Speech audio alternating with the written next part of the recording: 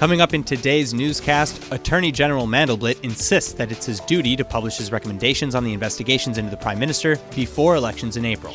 The Knesset passes one of the most comprehensive anti-tobacco bills in Israeli history, and ILTV'S Emanuelle Kadosh takes us on a very special tour through Tel Aviv.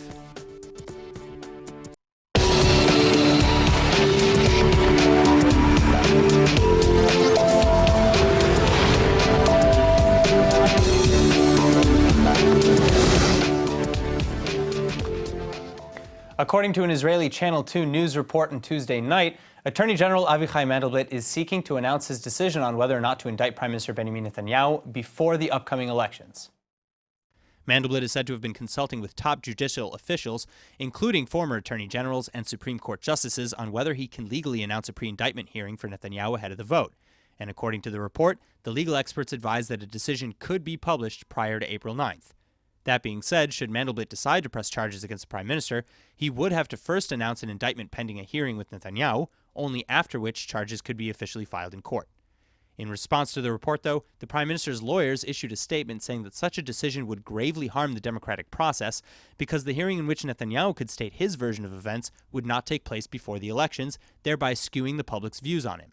The attorneys continued that, quote, it's inconceivable that the public will hear only one side and not the other, end quote, adding that there have been many instances in which attorney generals have decided to drop charges after announcing an indictment as a result of the hearing. Last week, however, Mandelblit insisted that it was his duty to the public to announce a decision before going to the polls. Regardless, as indicated often, and as recently as yesterday in Brazil, Prime Minister Netanyahu said he would not resign in the face of indictments anyhow, as he continues to maintain the belief that nothing will come of it anyway.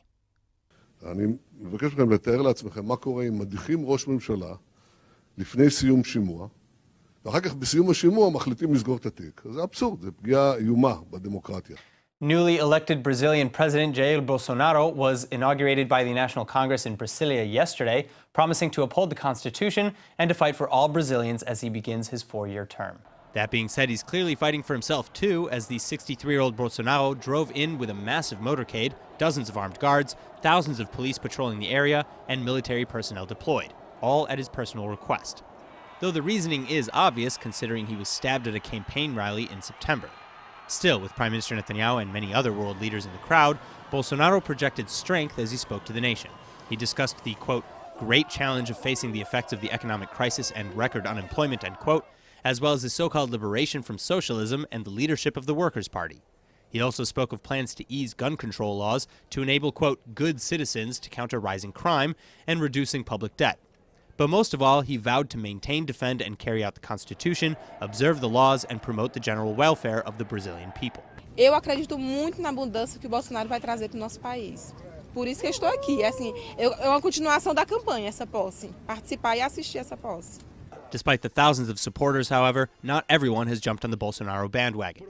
Critics still compare him to United States President Donald Trump and decry his positions as homophobic, racist, sexist, and autocratic. He also received worldwide condemnation for his suggested plans to reduce regulations protecting the Amazon rainforests. Now, in case you missed it, in a stunning display of affection, Brazilians at the inauguration for Jair Bolsonaro gave Israeli Prime Minister Netanyahu and his family the red carpet treatment as they arrived for the ceremony. The crowd even began chanting Israel like it was their favorite new sports team. But while the reception was certainly welcome, many are wondering, why was Israel so lucky to be received so warmly?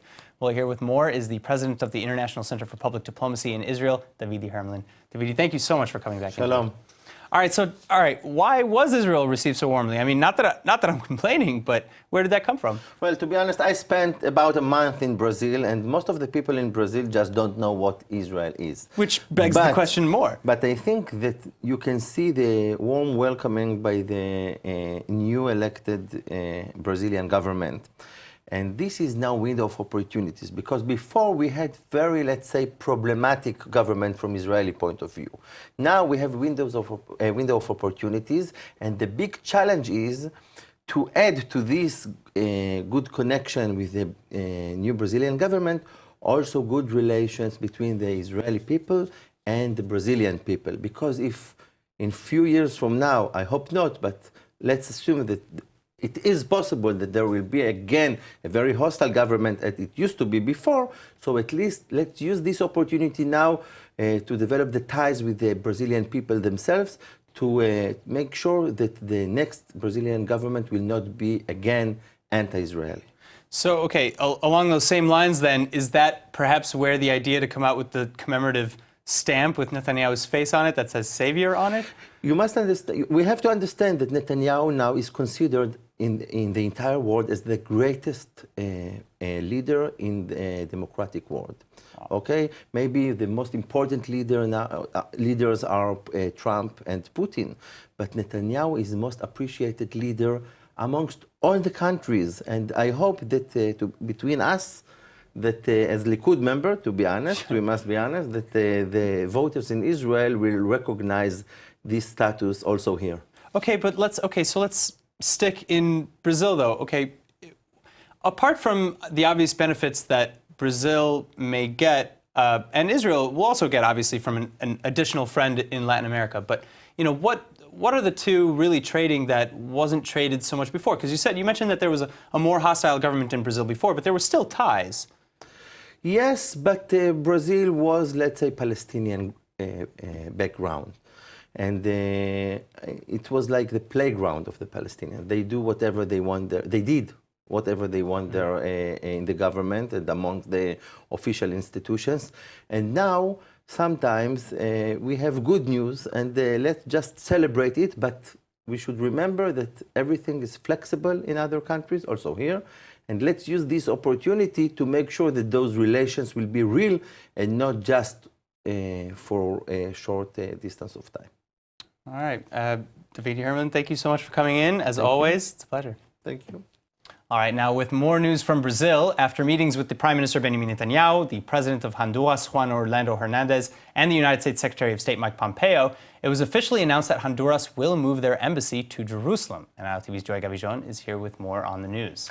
Thanks, Aaron. So it looks like Netanyahu's visit to Brazil was very effective and maybe even more than what we would have expected. So yeah, I mean, I understand that now we're not just talking about the Brazilian embassy as well, which is a matter of when and not if, but also now the Honduran one.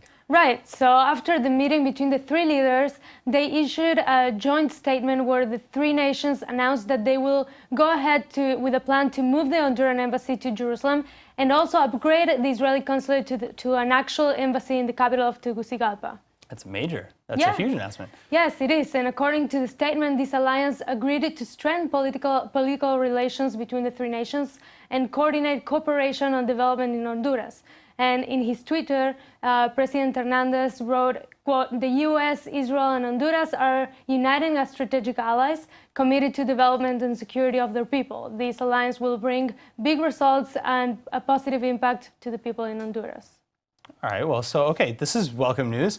But the Honduran government had already expressed, I believe, its intentions and interest in cooperating with Israel. So it's not too surprising. Exactly, yes. Their intention to create stronger ties with Israel is not new.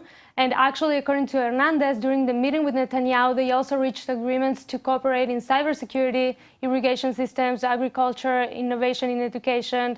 And on top of that, Hernandez told journalists that Netanyahu also agreed to open the Israeli market to Honduran coffee, which is a very important product for the economy in the Central American country.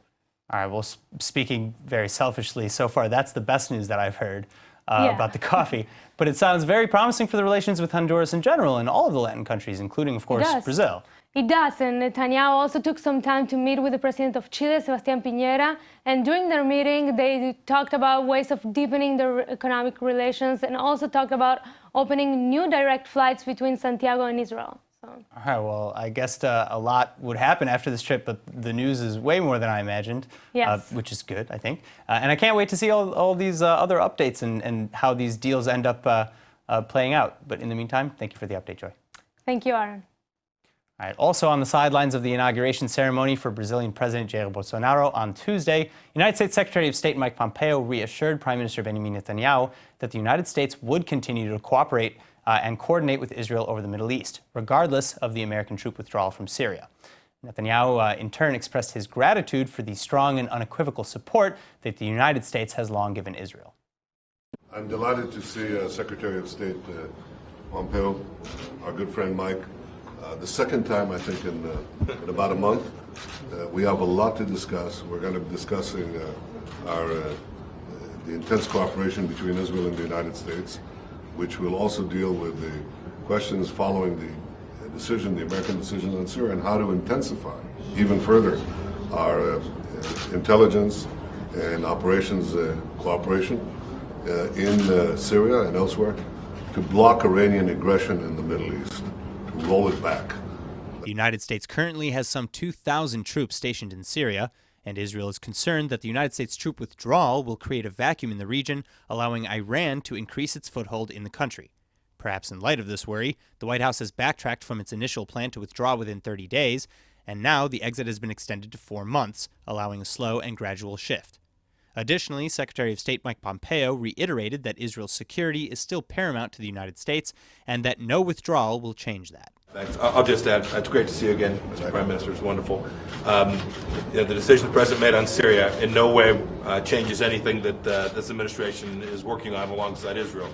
The counter-ISIS campaign continues, our efforts to counter Iranian aggression continue, and our commitment to Middle East stability and the protection of Israel continues in the same way it did before that decision was made. And so we have a lot to talk about today.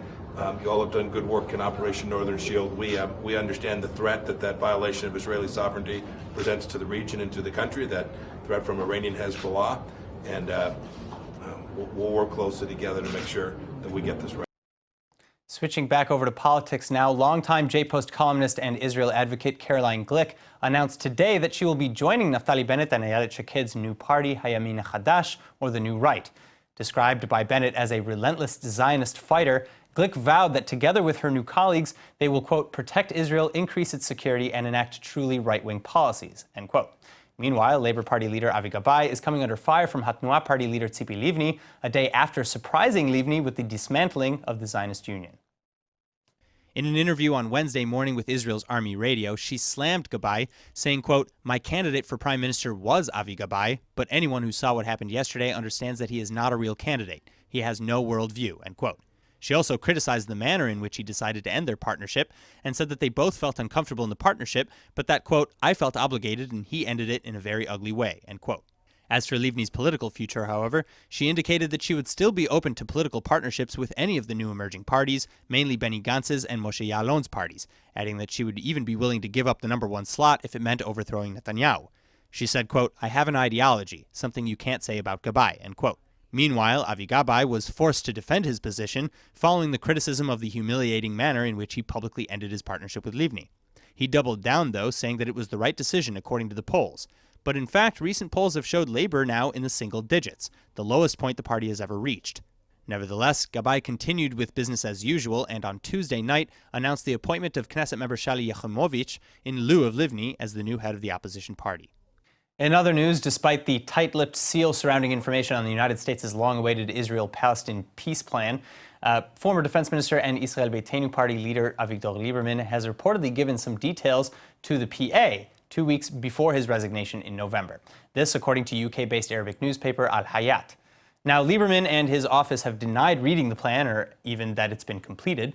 But if the reports are true, it would seem that the deal includes both a Palestinian state in Gaza as well as limited independence in the West Bank. Further, according to the unnamed officials cited by Al Hayat, parts of East Jerusalem would also be under the governance of the Palestinian Authority, in addition to all of Area A in the West Bank, as well as some parts of Areas B and C. That being said, the plan also reportedly keeps whole all of the Israeli settlements in Judea and Samaria and gives Israel and the IDF control over the checkpoints, crossings, water resources, and authority over the Jordan Valley and the rest of Jerusalem, parts of East Jerusalem included. Regardless of the accuracy of Al Hayat's reports, however, a few things remain true. First, that the White House's proposal will not likely be released in full until after the Israeli elections, and second, that even after it is publicly unveiled, it's likely to hit major resistance on all sides. Now, according to reports Monday, construction of the nautical barrier between Gaza and Israel is nearing completion. And now, in addition to preventing incursion by land and by tunnel with both the above and below ground barriers around the strip, the Israeli Defense Forces will now also be able to prevent illegal flotillas and commandos coming in by sea. Together with a constant naval presence at sea, the new water barrier extends from the coast some 200 meters, both above and below the waves. Above the waves is a smart fence with advanced sensor technology, rising about 20 feet. And then on the Israeli side of that fence, there's also a breakwater and a road. Then underneath the water lies a massive concrete wall lined with more seismic and other sensors, and surrounding that is another mounted wall of boulders. Now, as the above and underground barriers are in response to previous incursion attempts, so too does the naval barrier come in response to attempted infiltrations by sea and by coastline. The first major incident was in 2014 during the Operation Protective Edge, when 5 Hamas commandos crossed the border along the beach towards Kibbutz Zikim, armed with automatic weapons, grenades, and more. Thankfully, they were seen, engaged by the IDF, and stopped. But in the years since then, Hamas has invested heavily in expanding its naval commando unit. Last night, IDF soldiers, Shin Bet forces, border police, and the Israel police in Judea and Samaria and Baca detained 15 Palestinians suspected of involvement in terrorist activities and violent disturbances against Israeli citizens and army forces. These suspects were then transferred for questioning by security forces, and the Israel police also tweeted photos of a large weapons cache reportedly found in the home of a female resident of Baca al-Gharbia. Meanwhile, the Central District Court in Israel yesterday threw out the confession of a Jewish minor allegedly involved in arson on the grounds that it was extracted by unlawful means and under duress. The suspect was accused of involvement in the arson of the Dormition Abbey in Jerusalem, as well as spray painting anti-Christian graffiti on the walls of the church. The youth was also questioned on suspicion of involvement in the Duma arson terror attack, in which 3 members of the Palestinian Dawabsha family were burnt to death in their West Bank home. The decision to throw out the teen's testimony, however, was made following a petition by his attorney, right-wing activist Itamar Ben-Gvir, who argued that Shin Bet forces and the police obtained the confession illegally. Then last week, the investigative television program Uvda, or Fact, similarly reported that the youth had been subjected to questionable interrogation tactics in a fake prison cell in Akel. Upon receiving the court's ruling, Ben-Gvir praised the decision, saying that it was, quote, a great day for Israeli democracy. After a long and arduous battle, the Knesset this week has finally approved a series of regulations on tobacco products in Israel. Among them is an outright ban on openly displaying tobacco products on store shelves and a clause forcing all packaging to be colored in a simple brown. And this is despite heavy resistance. The bill was passed with enormous bipartisan support in a vote of 45-1. Now, initially, the legislation began as a ban on all tobacco product sales for anyone under 21. And it was pushed forward by Likud MK Yehuda Glick in January of last year. But when that bill failed to garner enough support, the new bill was created as a compromise. The compromise, however, is still one of the most, if not the most, comprehensive smoking regulations ever passed by the Israeli parliament. So now, in addition to packaging all tobacco products in a drab brown and removing them from open display, tobacco advertising and marketing has also been severely limited. The one exception to this rule is for print media, which in a strange display was only approved when Deputy Health Minister Yaakov Litzman pushed for it. It was in protest of this exemption, then, that led former Health Minister and Knesset member Yael German from the Yesh Atid party to become the one holdout in the vote.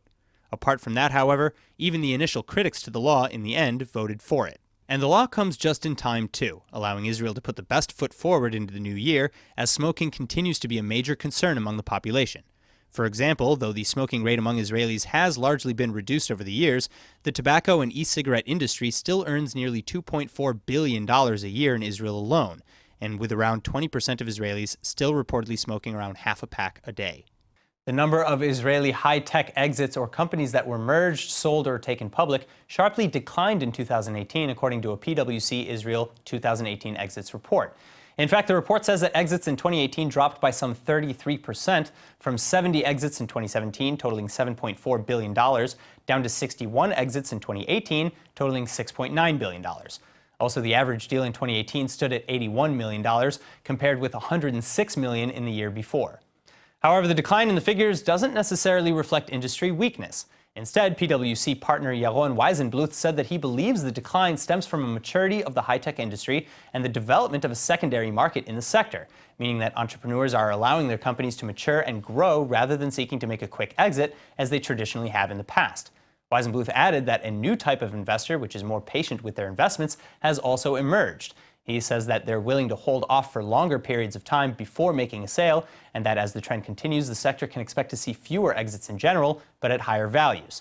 The report's figures, however, did not include some of the largest deals in Israeli high-tech this year, such as the sale of Orbotech and Mazor Robotics, which each sold for over $1 billion. And this is all because they were not the first exits for these companies. Still, the report is optimistic in that the Israeli high-tech market will continue to thrive and remain a magnet for international companies and investors.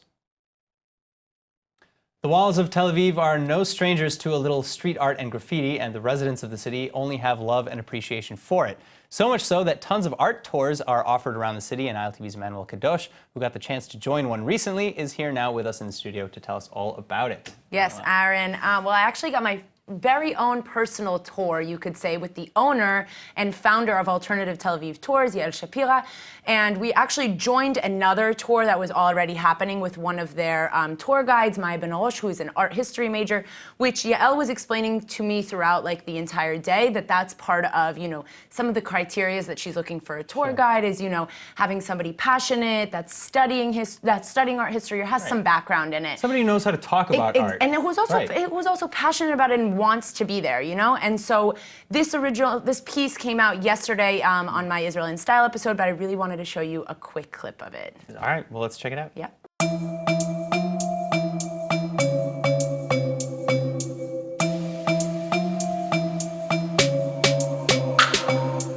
It's like exploded with street art, this whole street. Today, it's very elaborate, and it's already a global art movement, probably the most popular art movement around the world. He's always drawing these Lego mans. These are his signature.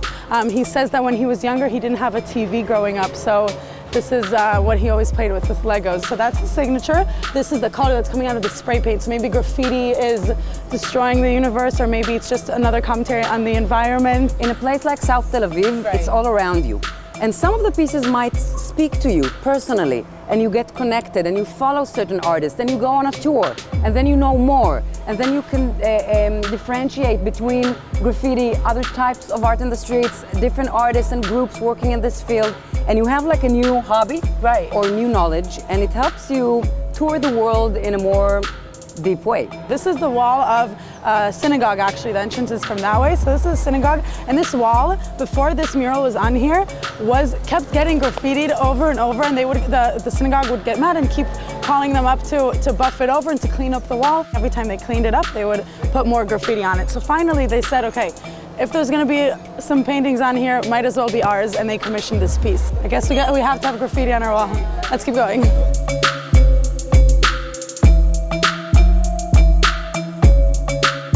What about the street artists themselves? How do they feel about, you know, these types of organized tours? Because like you said before, the artists feel like they have the freedom and the ability to paint and say whatever they want, and now we're making tours out of it. Are they cooperative? I can understand artists disapproving of guided tours. When I came this morning to meet you guys, I saw 5 groups, and it's kind of, you know, it's beginning to, Florentin is becoming a tourist destination and a lot of tours, and of course it kind of takes the magic out of it, but it is still important for us to talk with people about this. And some people, art history, it's not their education, and they do want to talk to a professional guide and an art historian about the history of street art. So I love that. I know. That is so cool, and I cannot wait to take a tour. Yes, it was actually really fun. And you know, street art is, graffiti street art is constantly popping up all over the city. And so Alternative Tel Aviv Tours has tours all over the country, in Jerusalem, Haifa, Yafo, Tel Aviv, and most recently in Berlin, which is clearly outside of our country. But it's also, you know, expanding. It gives us another place, another target area for some street art. So you should definitely check it out. Yeah, and I'm so excited too, because the street art, I mean, it really does. It changes all the time here. And, you know, I recognize a lot of these spots here around the city, and it's so cool to see it constantly changing and to get to know the artists, because it's a really tight-knit community, and they're there. Like, everybody gets to know each other, and you get to know their, you know, their signature things, and then you recognize them. They have galleries. Yeah, I mean, they're like exhibiting not just Alternative Tel Aviv actually does gallery tours and art and street art tours, so it's a mix of both. So you should definitely check it out. All right, well, you sold me. Yes, great. Emanuelle, thank you so much for coming in. Thank you. All right, and now for our Hebrew word of the day. After getting an alternative look at the Tel Aviv city through the eyes of the White City's incredible street artists, today's word is chalufa, meaning an alternative. Now, whenever you hit a roadblock in life, just look for the alternatives, or the chalufot. The chalufi, or alternative choices, may not always be good ones, but there is almost always a choice. Take, for example, the upcoming elections. If you don't like any one party, there are plenty of chalufot, or alternatives, to choose from, and given the news of the past week, chances are that even today's choices are liable to change, or le'achlif. Now let's go ahead and take a look at the weather forecast. Tonight will be cloudy and cool, with a chance of showers and a low of 54 or 12 degrees Celsius.